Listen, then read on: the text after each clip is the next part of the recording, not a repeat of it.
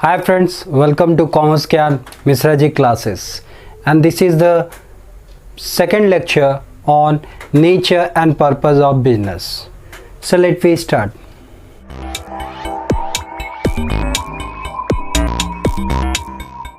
इस वीडियो में सबसे पहले जो जानेंगे हम लोग, क्योंकि लास्ट वीडियो में हम लोगों ने meaning of business, features, profession, उसके फीचर्स और एम्प्लॉयमेंट और उसके फीचर्स को जाना था। अब कोशिश करते हैं कि इन तीनों के बीच में डिफरेंस क्या है उसे भी जान लें।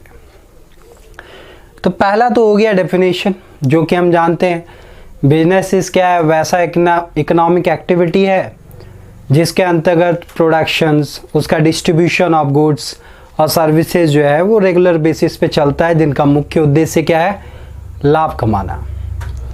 बात करें प्रोफेशन को लेके तो ये एक ऐसी इकोनॉमिक एक्टिविटी है जिसमें स्पेशल नॉलेज या स्किल्स की ज़रूरत पड़ती है और इनके सर्विस के रिवॉर्ड के बदले में इन्हें फीस मिलता है। और थर्ड जो हो गया वो है एम्प्लॉयमेंट, जहाँ एक व्यक्ति विशेष क्या करता है, किसी के अंडर में काम कर रहा होता है। तो जो जिसके अंडर वो काम करता है दैट इज़ कॉल्ड एम्प्लॉयर, और उसके बदले, उसके सेवा के बदले उसे जो मिलता है वो सैलरी या वेजेस होता है। तो एक शॉर्ट में मैंने डेफिनेशन के तौर पे बोल दिया। नेक्स्ट तो है फाइनेंस।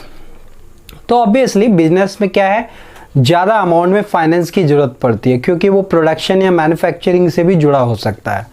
बट अगर प्रोफेशन में बात करें तो यहाँ जो अमाउंट ऑफ कैपिटल ज़रूरत पड़ता है वो बिजनेस के कंपैरिजन में बहुत ही कम दरकार पड़ता है। बात करें थर्ड पॉइंट का, वो है एम्प्लॉयमेंट।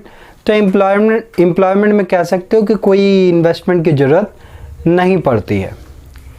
थर्ड पॉइंट है हमारा ट्रांसफ़र ऑफ इंटरेस्ट, या एक तरह से ओनरशिप ट्रांसफ़र करना।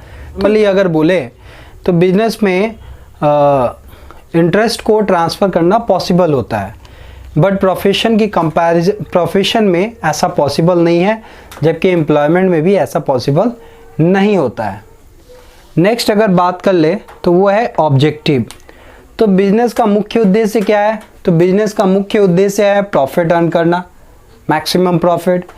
उसका अगर प्रोफेशन को लेके बात करें तो उसका हो गया प्रोवाइडिंग सर्विसेज, और एम्प्लॉयमेंट में हो गया to earn salary as per the given agreement by working harder. अब बात करें नेक्स्ट पॉइंट को लेकर के, तो हमारा नेक्स्ट पॉइंट है एडुकेशन। तो हम जानते हैं कि बिजनेस में ऐसा कुछ नहीं कि बहुत ज़्यादा नॉलेज की ज़रूरत होगी, तो यहाँ स्पेशल स्किल्स या नॉलेज की ज़रूरत नहीं पड़ती है, बहुत पढ़ा लिखा हो ऐसा ज़रूरत नहीं है। प्रोफेशन में एक्सपर्टाइज नॉलेज होना चाहिए, ट्रेंड होना चाहिए, ऐसे में स्पेशल स्किल की ज़रूरत पड़ती है। वहाँ अगर एम्प्लॉयमेंट को लेके बात करें तो नॉर्मली यहाँ पे क्या है, जो नॉलेज होना चाहिए या जो क्वालिफिकेशन होना चाहिए that should be based on the employers need और organisational need. And finally last point है हमारा अकाउंटेबिलिटी। तो बिजनेस अकाउंटेबल नहीं होता है किसी के लिए, लेकिन बात करें प्रोफेशन को लेके तो ये अकाउंटेबल होता है अपने क्लाइंट को लेकर के, और एम्प्लॉयमेंट में अगर बात करें तो ये अकाउंटेबल होता है अपने ऑफिसर्स को लेकर के। तो this is about the difference between business, profession and employment.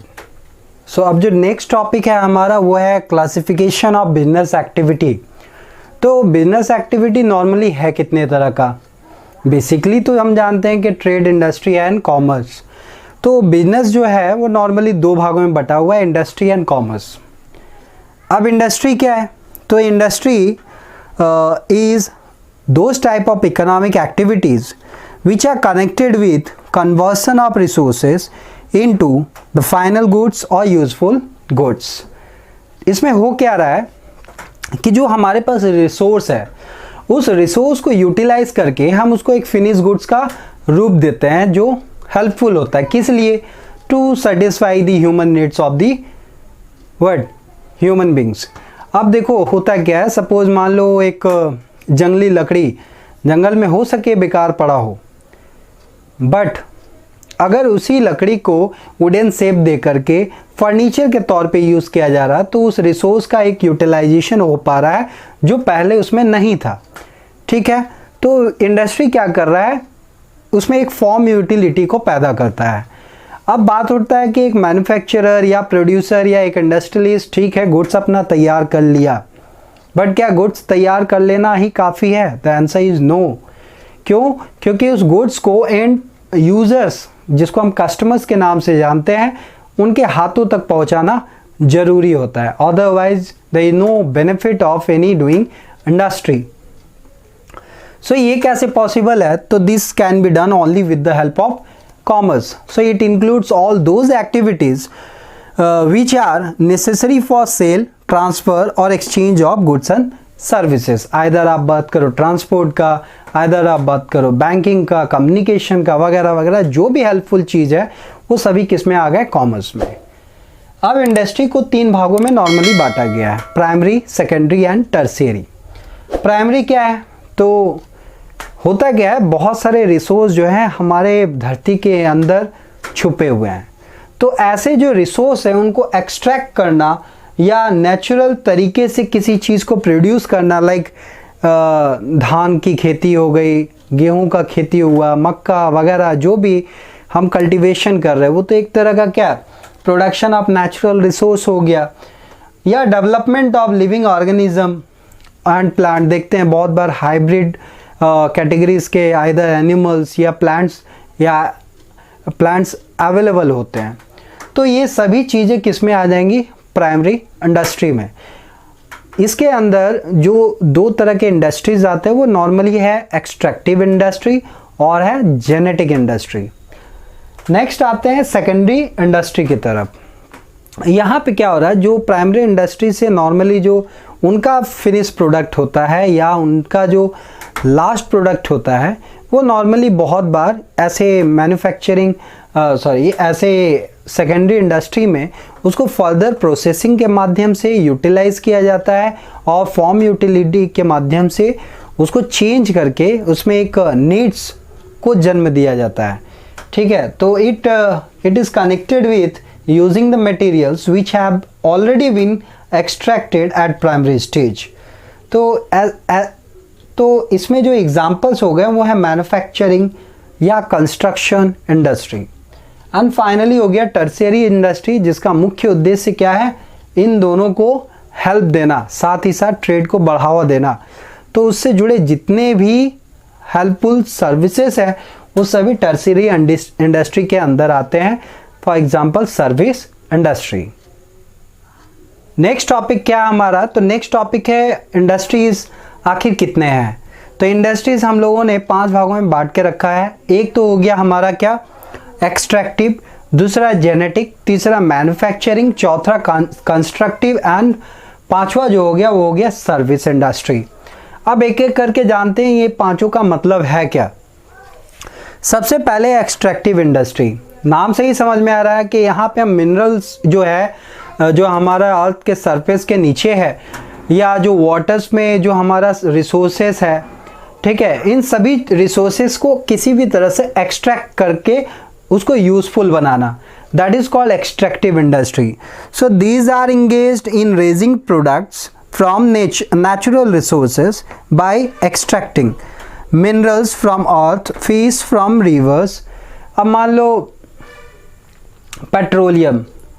Petroleum जब हमारा ज़मीन के नीचे पड़ा है या किसी ओशियन के अंदर पड़ा हुआ है तो उसका वहाँ कोई वैल्यू नहीं है, बट ठीक उसको अगर हम अपने दैट मीन्स एक्सट्रैक्शन के माध्यम से उसको अगर हम हमारे बीच लेके आते हैं तो उससे कई प्रकार के बाई प्रोडक्ट्स हम तैयार कर पाते हैं। बेनिफिट ये होता है कि we can capable to utilise those different by products for our daily needs. तो ये तभी पॉसिबल होगा जब हमारा एक्सट्रैक्टिव इंडस्ट्री उपलब्ध होगा। नेक्स्ट जो सेकंड है हमारा, दैट इज जेनेटिक इंडस्ट्री। अब यहाँ पे ब्रीडिंग ऑफ कैटल्स हो सकता है, फार्मिंग्स हो सकता है। तो these are all those industries which are engaged in breeding plants and animals for their use in further reproduction. कुछ एग्जाम्पल्स के तौर पे अगर देखें तो हम लोग क्या कर रहे हैं, बहुत सारे देखिएगा, बहुत सारे क्या कैटल्स को हम पालते हैं, किस लिए? फॉर गेटिंग मिल्क, या फार्मिंग हो गया, या कैटल ब्रीडिंग हो गया, या फिश हैचरी हो गया। तो ये सब किस में आ गया? हमारे जेनेटिक इंडस्ट्री में। थर्ड है हमारा मैन्युफैक्चरिंग।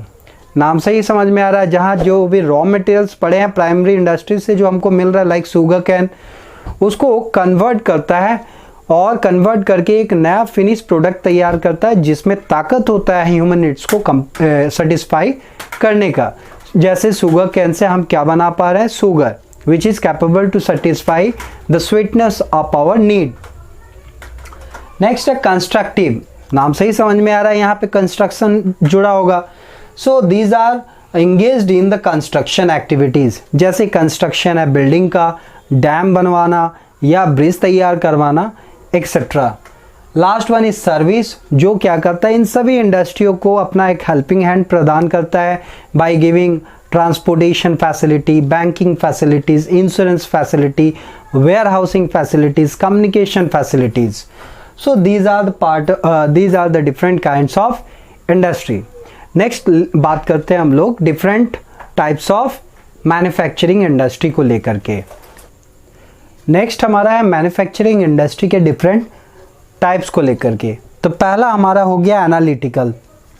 अब एनालिटिकल का मतलब the basic raw materials are analysed and separated into different finish products. Means बहुत बार कोई प्रोडक्ट्स के अंदर से हम कई तरह के प्रोडक्ट्स को तैयार कर सकते हैं।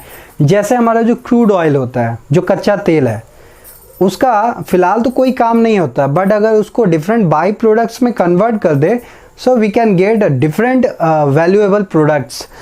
सो जैसे एग्जांपल में लिखा हुआ crude oil processed in kerosene, petrol and diesel.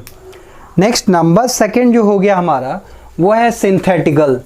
अब सिंथेटिकल में क्या होता है कि दो या दो से अधिक प्रोडक्ट्स को आपस में मिला दिया जाता है, जिससे एक नए प्रोडक्ट का जन्म होता है। नॉर्मली देखा गया है कि डिफरेंट केमिकल्स को जब एक साथ मिलाते हैं तो उससे एक नए प्रोडक्ट का जन्म होता है। सो ऐसे इंडस्ट्री को हम लोग कहते हैं सिंथेटिकल इंडस्ट्री। अब मैन्युफैक्चरिंग का तीसरा जो पार्ट है वो है प्रोसेसिंग। नाम से ही समझ में आ रहा है कि यहाँ पे जो प्रोडक्ट्स तैयार होते हैं वो different step by step process से होके गुजरते हैं। So a product passes through various stages to produce a final product. जैसे शुगर इंडस्ट्री है, पेपर इंडस्ट्री है। अब बात करें लास्ट, वो है असेंबली इंडस्ट्री। असेंबलिंग में क्या होता है? अलग अलग प्रोडक्ट को एक जगह ला करके उसको आपस में जोड़ दिया जाता है। ये नॉर्मली देखा जाता है मैक्सिमम ऑटोमोबाइल्स इंडस्ट्रीज़ के क्षेत्र में, और देखें तो टीवी इंडस्ट्रीज़ या इलेक्ट्रॉनिक्स के दुनिया में ज़्यादा होता है। तो these are the parts of manufacturing industry.